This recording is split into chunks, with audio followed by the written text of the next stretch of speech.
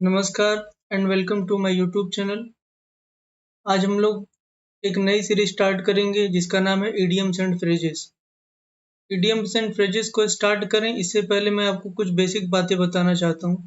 जैसे हम लोग वोकेबलरी को पढ़ रहे होते हैं तो उसमें वोकेबलरी के कुछ रूल्स होते हैं, जैसा कि मैंने पहले ही आपको बता रखा है। अगर आपने मेरी पहली क्लासेस देखी हुई है तो आप जानते होंगे कि मेरा पढ़ने का तरीका क्या होता है। हम लोग ने ये भी बात किया हुआ है कि रूट वर्ड से किस तरीके से बात करते हैं। रूट के माध्यम से हम लोग वोकेबलरी को पढ़ते हैं। हालांकि मैंने अभी रूट के बारे में आपको अच्छे से बताया नहीं है, लेकिन फिर भी अगर आपने मेरी क्लासेस देखी होगी तो आपको मालूम होगा इन सारी चीज़ों के बारे में। तो वोकेबलरी का एक तरीका होता है डेवलप करने का, किस तरीके से हम लोग उसमें बात करते हैं। कुछ रूट्स होते हैं, पढ़ अपने प्रीवियस लेक्चर्स में देखे होंगे, तो जिस शायद सारे कोई बड़ा सा शब्द अगर मैं पढ़ा रहा हूँ उसमें पहले रूट के माध्यम से मैं आपको समझाने की कोशिश करता हूँ।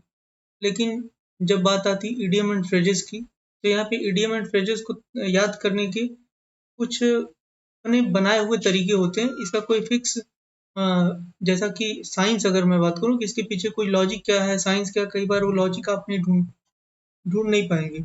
तो जहाँ तक मैं अपनी पूरी कोशिश करूंगा कि मैं जितने भी तरीके के इडियम्स मैं आपको बताऊंगा उनका कोई ना कोई आपको लॉजिक बताऊं, जहाँ पे साइंस बता सकूंगा उनकी साइंस भी बताऊंगा।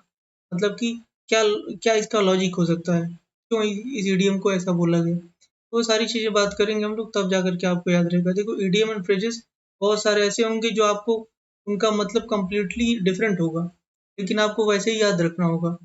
तो मैं आपको ट्राई ये कर रहा हूँ कि मैं कलर वाले इडियम एक साथ, फूड आइटम से रिलेटेड इडियम्स एक साथ, ह्यूमन बीइंग से रिलेटेड एक साथ, एनिमल से रिलेटेड एक साथ, इस तरीके से जितने भी थीम बेस्ड इडियम्स होते हैं उन सारे थीम बेस्ड इडियम को उस अलग अलग थीम के माध्यम से आपको समझा दूँ। तो ये पूरी की पूरी एक पैकेज बन जाएगी, पूरा का पूरा एक प्लेलिस्ट बन जाएगा, जिसमें आपको 600 से 800 के आसपास टोटल पीडीएफ टोटल आपको इडियम एंड फ्रेजेस मिलेंगे। तो आज हम लोग करेंगे जो थीम बेस्ड ईडीएम है। सबसे पहला जो ईडीएम हमारा है वो कलर बेस्ड ईडीएम है। इसमें सारे इस वाले लेक्चर में और इस लेक्चर की जितनी भी सीरीज आएगी इसमें हम लोग सिर्फ बात करेंगे जितने भी कलर बेस्ड ईडीएम। दो से मुझे लगता है कि दो लेक्चर में मैं इसको खत्म कर दूंगा। तो सबसे पहला जो कलर आता है हमारा वो ब्लू कलर है। तो पहला जो ईडीएम्स हमारे पास है वो फीलिंग ब्लू। तो फीलिंग ब्लू का मतलब क्या होता है? फीलिंग ब्लू का मतलब हो जाता है जब जब कोई इंसान खुश ना हो, है ना, अनहैप्पीनेस हो उसके अंदर, अनहैप्पी हो यानी खुश ना हो, तो उसको वो क्या बोलता है कि जब कोई इंसान खुश नहीं होता है, उसकी कंडीशन अच्छी नहीं होती है, अंदर से खुश नहीं रहता, उसको बोला जाता है, वो कहता है कि आई एम फीलिंग ब्लू। तो फीलिंग ब्लू का मतलब क्या हो गया? When somebody is feeling blue means what? He is feeling unhappy, he is not in happy condition. तो जब वो कोई भी इंसान खुश नहीं है तो वो क्या फील कर रहा है? He is feeling blue. अब आप इसको याद कैसे रख सकते हो? मैं आगे एक इडियम बताऊंगा जिसके माध्यम से आपको याद करा दूंगा। ब्लू का मतलब देखो, यहाँ पे ऐसे तो नहीं बता सकते कि आप फीलिंग ब्लू कोई नीला महसूस करना।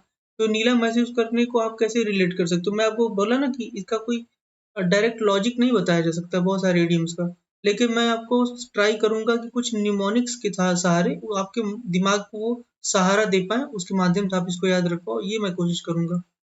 तो ब्लू का फीलिंग ब्लू, अगर ऐसा मैं कह दूं कि कोई इंसान अगर ब्लू महसूस कर रहा है, यानी अगर उसकी बॉडी ब्लू पड़ गई है, तो ब्लू कब हो जाता है?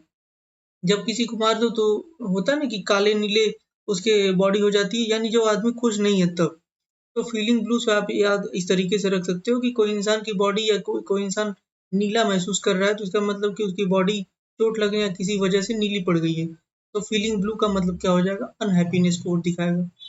अगला हमारे पास ईडीएम है आउट ऑफ द ब्लू। जब कोई चीज आउट ऑफ द ब्लू हो जाए, यानी क्या?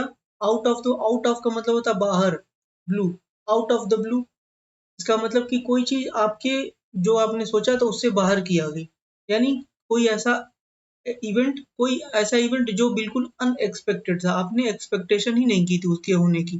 तो कोई भी चीज which is completely unexpected, that means it is out of the blue. ठीक है? तो आउट ऑफ द ब्लू का मतलब कि जो आपने सोचा नहीं था वो चीज सर्टेनली हैपन हो जाए, वो चीज घटित हो जाए, तो उसको आप क्या बोलोगे? Out of the blue. अगला हमारे पास ईडीएम है blue eyed boy. Blue eyed boy, नीली आंख वाला लड़का। तो नीली आंख वाला जो इंसान होता है बड़ा ही फेवरेट होता है लोगों का, है ना। तो ब्लू आइड बॉय बोला जाए अगर, तो ये फेवरेट पर्सन के लिए इस्तेमाल होता है, जो आपका बहुत ही पसंदीदा व्यक्ति हो, कोई भी चीज पसंदीदा है उसके लिए भी आप इस्तेमाल कर सकते हो। जनरली ये इंसानों के लिए ही इस्तेमाल होता है। ब्लू आइड बॉय, कोई फेवरेट पर्सन आपका हो उसके लिए क्या बोलोगे आप, ब्लू आइड बॉय। अगला हमारे पास है ब्लू ब्लड। ब्लू ब्लड आप कैसे, पहले ये समझ लो ब्लू ब्लड का मतलब क्या है। वैसे आप डायरेक्ट अगर लिटरली इसका मतलब निकालोगे तो नीला खून, जैसा कि मैंने ऑलरेडी बताया कि एक कोई वोकैबुलरी नहीं है, ये एक ईडियम है। तो ईडियम का मतलब कभी भी डायरेक्ट नहीं होता, तो अगर आप इसका डायरेक्ट मतलब निकालोगे नीला खून, तो नीला खून तो कोई मतलब सेंस नहीं है, यानी ये सेंसलेस बन जाएगा। आप मेरे तरीके से याद कैसे रख सकते हो, ब्लू खून अगर मैं आपसे पूछूं जीके का सवाल कि ब्लू खून कौन से एनिमल का होता है, तो आपको मालूम है ऑक्टोपस। जो ऑक्टोपस होता है उसका जो खून होता है वो नीले कलर का होता है। तो जो ऑक्टोपस है वो नॉर्मल मछली नहीं है। बहुत सारे लोग जो बाहर के फॉरेनर्स है वो ऑक्टोपस खाते हैं, सी फूड में आता है वो, लेकिन वो तो बड़ा महंगा होता है, बड़ा ही रॉयल होता है। तो महंगा क्यों है, अगर नॉर्मल मछली खाई जाए तो नॉर्मल मछली मछली सस्ती मिलती है, लेकिन ऑक्टोपस खाया जाए तो ऑक्टोपस तो भाई बहुत, जिसके पास बहुत ज्यादा पैसा होगा वो खाता होगा। यानी क्या, यानी का मतलब ब्लू ब्लड से आप रखेंगे नीला खून। नीला खून किसका होता है, ऑक्टोपस का। और ऑक्टोपस किस तरीके का जानवर है, तो रॉयल जानवर है, क्योंकि बड़े महंगे में आते हैं सब, एलिट है या रॉयल है। तो ब्लू ब्लड आप कैसे याद रख लेंगे, ऑक्टोपस के नीले खून की मदद से, रॉयल या एलिट। तो ब्लू ब्लड का मतलब क्या हो जाएगा, एलिट क्लास के लोग या रॉयल या राजसी परिवार के लोग, जो बड़े कुलीन तंत्र है जिसको बोलते हो, है ना, जिसका कुल अच्छा हो, जो ऊंचे खानदान का हो, ऐसे लोगों को क्या बोलेंगे, ब्लू ब्लड। इसी के साथ आपको ये भी याद रखना है ट्रू ब्लड भी। ट्रू ब्लड का मतलब भी होता है कंप्लीटली रॉयल, जो जिसके सारे लोग, जितने भी लोग हैं वो सब सब सारे लोग क्या हैं, राजा या राजसी चीजों से एसोसिएटेड है, तो उसको क्या बोलेंगे, ट्रू ब्लड बोलेंगे, यानी कंप्लीटली रॉयल, पूरी तरीके से राजसी।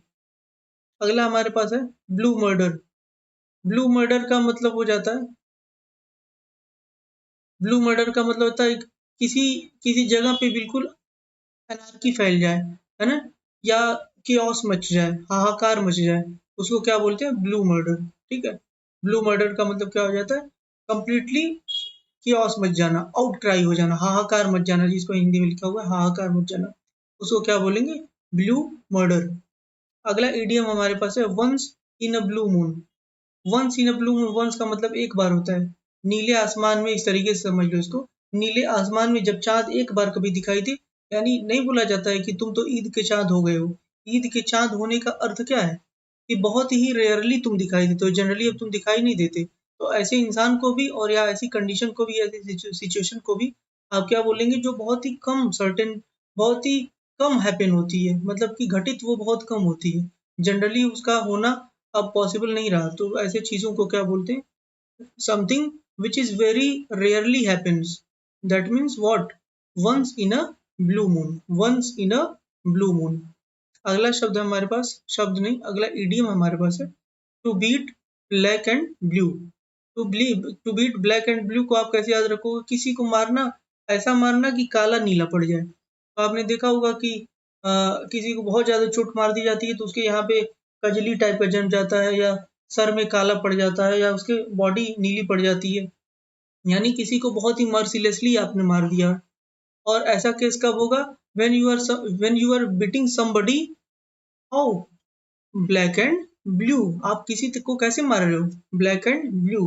तो black and blue means what, you are beating somebody mercilessly, आपने बिना दया दिखाए उसको मारा, बहुत ज्यादा मार दिया। तो ऐसी सिचुएशन को आप कैसे दिखाओगे, to beat black and blue. अगला हमारे पास इडियम है टॉक अ ब्लू स्ट्रीक।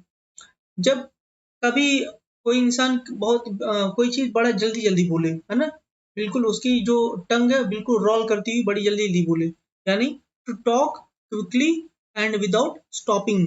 कोई भी चीज बहुत ही तेजी से बोलना, एक कैसे बोलते हैं, फर्राटेदार बोलते चले जाना। तो फर्राटेदार बोलते चले जाने को क्या बोलते हैं, टू टॉक ब्लू स्ट्रीक, कि रुकना नहीं, बिल्कुल बिना रुके, बिना थके बोलते चले जाना। ऐसी सिचुएशन को क्या बोलेंगे, to talk a blue streak. अगला हमारे पास शब्द है द ब्लूज।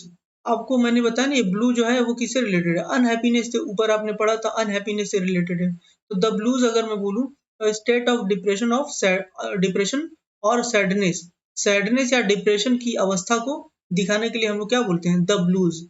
ब्लूज का इस्तेमाल किसके लिए, ब्लू का मतलब क्या हो गया, ब्लू का मतलब अनहैप्पीनेस से रिलेटेड है, तो आप इसको याद रखेंगे। यहाँ पे देख रहे हो ना, blue beat black and blue में भी किसी को मारा गया, तो किसी को मारा जा रहा है तो इंसान अच्छा तो नहीं महसूस करेगा, उसको खुशी तो नहीं होगी, तो यानी अनहैप्पीनेस की चीज को दिखा रहा है ना, तो इसे आप याद रखना, the blue means what, a state of depression और सैडनेस। अगला हमारे पास इडियम है ब्लू कॉलर वर्कर्स। ऐसे एम्प्लॉय जिनका कॉलर नीला है, तो ऐसे एम्प्लॉय को क्या बोलते हैं भाई, अनस्किल्ड वर्कर बोलते हैं। आपको ये इकोनॉमिक्स में पढ़ाया जाएगा। Grey collar workers, blue collar workers, white collar workers. White collar workers इसके अपोजिट होते हैं, उनको स्किल्ड वर्कर बोला जाता है। तो व्हाइट कॉलर वर्कर्स मतलब क्या होता है, skilled workers. Blue collar workers means क्या होता है, अनस्किल्ड वर्कर्स। ठीक है। और ग्रे कॉलर वर्कर्स का मतलब हो जाता है कि ऐसे वर्कर्स जिनका जो काम तो जनरली नहीं करते हैं, लेकिन उनका इन्फ्लुएंस रहता है लोगों के ऊपर जो पहले से उसमें काम कर रहे हैं और डिसीजन लेते हैं। यानी कोई भी व्यक्ति मैनेजमेंट में है और वो काम कर रहा है, लेकिन कोई एल्डरली पर्सन बाहर है, वो रिटायर हो चुका है, लेकिन उसका इन्फ्लुएंस इतना ज्यादा है कि वो डिसीजन लेने वाले व्यक्ति के ऊपर अपना रौब जमा करके अपनी बात को वहां से निकलवाता है। तो ऐसे लोगों को बोलते हैं ग्रे कॉलर वर्कर्स। तो आगे हम लोग बढ़ते हैं। अगला हमारे पास इडियम है between the devil and the deep blue sea. इसके बारे में आपने इसका मैं अगर मतलब डायरेक्ट बताऊं तो आप समझ पाओगे। एक तरफ डेविल है यानी राक्षस है, डीमन, एक तरफ डीमन है और एक तरफ गहरा नीला गहरा नीला समुंदर है। तो आप बीच में खड़े हो, किसी ऐसी कंडीशन है कि एक तरफ जो है वो राक्षस खड़ा है ना, और एक तरफ बहुत ज्यादा पानी भरा हुआ समुंदर है, ठीक है, और बीच में आप खड़े हो, है ना, बीच में आप खड़े हो। तो ये जो कंडीशन है ना, पीछे अगर जाओगे तो भी एक तरफ प्रॉब्लम है, आगे जाओगे तो भी प्रॉब्लम है, यानी दोनों तरफ आपको प्रॉब्लम दिखाई दे रहा है। तो ऐसी कंडीशन को क्या बोलेंगे, ऐसी कंडीशन को हम लोग बोलेंगे between the devil and the deep blue sea. Means what, to have to equally unpleasant choices. जब आपके पास जीवन में दो ऐसी चॉइसेस हो जाएं जिनमें से दोनों आपको पसंद नहीं है, यानी equally unpleasant choices you have, दोनों में आपको न तो ये पसंद है न तो ये पसंद है, आप इधर भी नहीं जा सकते ना ही आप इधर जा सकते हो, तो दोनों बराबर खराब वाली चॉइसेस हैं। तो ऐसी कंडीशन को क्या बोलेंगे, between the devil and the deep blue sea. अगला हमारे पास इडियम आ जाता है bold from the blue. Bold from the blue का मतलब होता है, जैसे मैं आपको समझाता हूँ इसको इस तरीके से, जैसे नीला आसमान है बिल्कुल साफ क्लीन, और अचानक से वहां से बोल्ट गिरने लगे, नट बोल्ट गिरने लगे, पत्थर गिरने लगे, तो ऐसी कंडीशन तो अच्छी नहीं होती। तो कोई अचानक से गिरने लगे तो आप शॉक हो जाओगे ना। तो कोई भी ऐसी कंडीशन जो अनएक्सपेक्टेड हो, है ना, सडन और अनएक्सपेक्टेड शॉक, ऐसी कंडीशन को क्या बोलते हैं, bolt from the blue. Blue मतलब आसमान, आसमान समझ लो, आसमान से अचानक से नट बोल्ट गिरने लगे, पत्थर गिरने लगे, ओले गिरने लगे। तो बोल्ट गिरने लगे तो ये अनएक्सपेक्टेड है, पहली बात तो आसमान से तो ये नहीं गिरता, पहली बात अनएक्सपेक्टेड है और आप बिल्कुल इससे शॉक हो जाओगे। तो बोल्ट फ्रॉम द ब्लू को कैसे याद रखेंगे, अनएक्सपेक्टेड शॉक या सडन शॉक। अगला हमारे पास इडियम आ जाता है ब्लू स्टॉकिंग।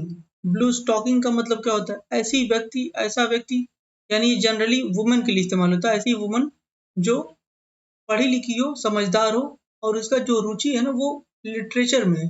तो लिटरेरी आर्ट हो या लिटरेचर के जितने भी वर्क्स हो, उनको रीड करने के लिए, स्टडी करने के लिए, पढ़ने के लिए बहुत ही क्यूरियस हो कोई भी ऐसी महिला, उसको क्या बोलेंगे, blue stocking. A woman with strong scholarly literally interest, ऐसी महिला जिसको साहित्य में रुचि हो, तो ऐसी महिला को क्या बोलेंगे हम लोग, ब्लू स्टॉकिंग। तो ये हमारा था ब्लू से रिलेटेड इडियम। अब अगले पार्ट में हम लोग इसके अगले पार्ट में हम लोग रेड, और रेड में अगर कम रहेगा तो उसी के साथ साथ हम लोग आगे जोड़ते चले जाएंगे। तो कोशिश करेंगे हम लोग कि 2 से 3 पार्ट में हम लोग इसको कवर करेंगे। Keep watching, thank you so much.